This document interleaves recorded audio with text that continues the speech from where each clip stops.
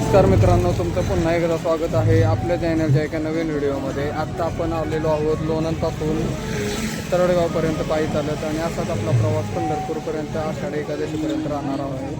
आणि तुम्ही बघू शकता समोर की सगळीकडे असे वारकरीच तुम्हाला रस्त्यानं जाताना दिसतील आणि पाठीमागे सुद्धा इथे पिण्याच्या पाण्याची मोफत अशी सोय केलेली आहे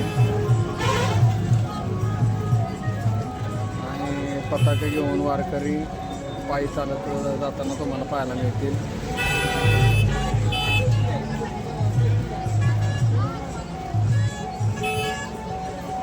आणि असा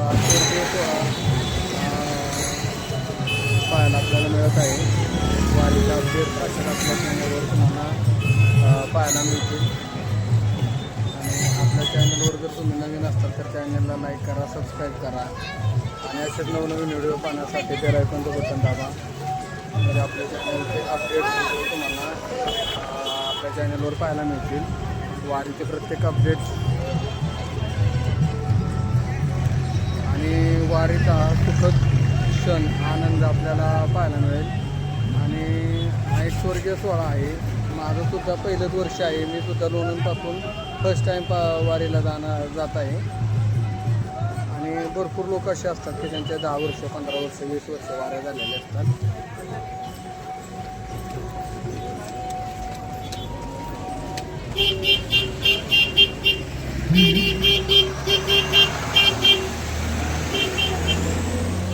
भाविकांसाठी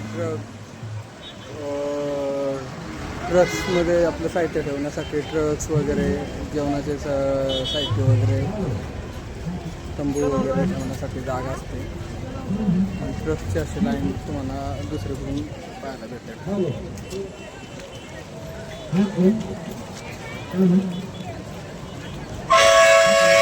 तुम्ही बघू शकता राहुटे बनवलेले आहेत लोकांनी। तिथं माऊलींच्या पालखीचा मुक्काम असतो, तिथं राहुटे बनवलेले असतात। वरती तुम्ही बघू शकता।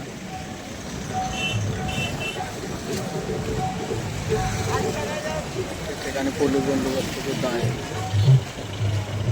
आणि अन्नदान करणारे, सेवा करणारे अनेक वारकरी तुम्हाला इथे पाहायला मिळतील।